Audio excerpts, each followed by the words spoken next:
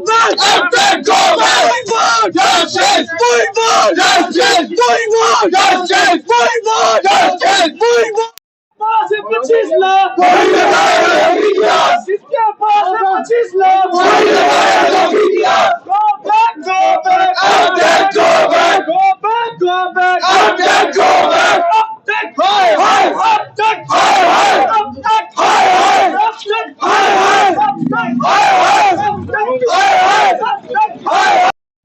Sir हम जो है सब जेई एस्पिरेंट्स हैं, कुछ पा के एस्पिरेंट्स हैं, बाकी जो जेके एसएसबी के जितने भी एग्जाम्स होते हैं उन सब के एस्पिरेंट्स हैं। ये अभी हमारा कैंडल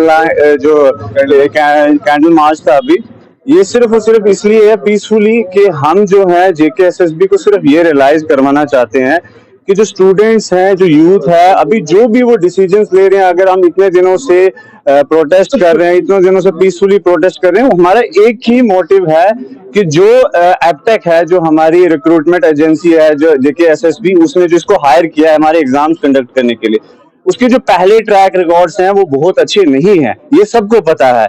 इवन देन कि इस टाइम पे ये इशू जो है वो नेशनल इशू बन गया है, फिर भी हमारी जो बॉडी है जेके एसएसबी रिक्रूटमेंट बॉडी, ना वो इस चीज को कंसीडर कर रही है और ना ही हमारी एलजी एडमिनिस्ट्रेशन जो यहाँ हमारी यूटी की है, ना वो इस चीज को कंसीडर कर रही है और बिल्कुल चुप्पी साधे हुए। क्यों चुप्पी साधे हुए, पहले तो उनको इस बात का जवाब देना पड़ेगा।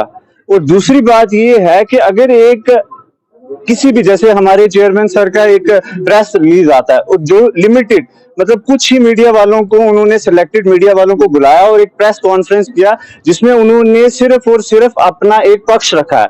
उन्होंने ना ही किसी के सवालों के आसानी से जवाब दिए। जैसे उनको इंटरव्यू में पूछा गया कि अभी जो रिसेंटली लद्दाख में एबटेक के द्वारा कराए गए एग्जाम में जो अभी स्कैम आया, उसमें आप कुछ बोले, तो वो बोलने लगे जी हमें पता ही नहीं है इस बारे में। ऐसा कभी नहीं होता कि एक बॉडी का चेयरपर्सन वो इस चीज को नहीं जानता। और उन्होंने अपनी जो प्रेस कॉन्फ्रेंस है उसमें ये भी बोला कि हमें, जब हमने श्रीनगर में मीटिंग की और हमें कंपनियों द्वारा क्या बताया गया कि आपका ये जो ब्लैक लिस्टेड क्लॉज है इसको चेंज कर दिया जाए, उन्होंने इस पे भी क्लियर नहीं किया कि जो इस क्लॉज को है कौन सी कंपनी ने बोला चेंज करने के लिए, और उन्होंने उनकी बात मान ली कि क्लॉज चेंज कर दिया।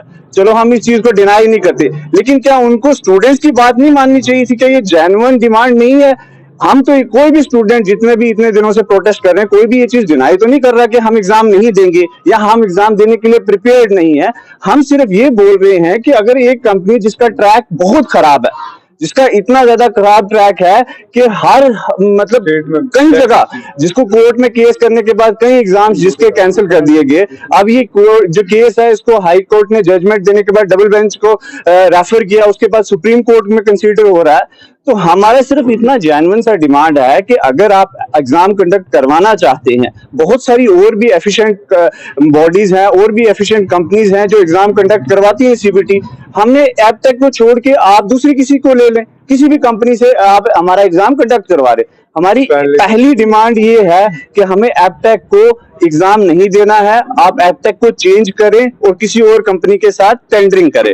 और दूसरी डिमांड ये है कि जो कैलेंडर है, एग्जाम कैलेंडर, इतने दिनों से बच्चे प्रोटेस्ट कर रहे हैं 16 को, और जेके एसएसबी बॉडी से हमारा कोई पर्सनल इशू नहीं है, वो हमारी यूटी की बॉडी है और हमें उन्हीं के थ्रू रिक्रूट होना है, तो हमें उनकी रिस्पेक्ट करनी है। बट चेयरमैन साहब को, जो इस टाइम बॉडी के चेयरपर्सन है, उनको इस चीज को कंसीडर करना चाहिए कि इतनी यूथ जो अगर बोल रही है, इतनी यूथ अगर इतना बोल रही है, तो आप कम से कम एटलीस्ट उसको कंसीडर करें।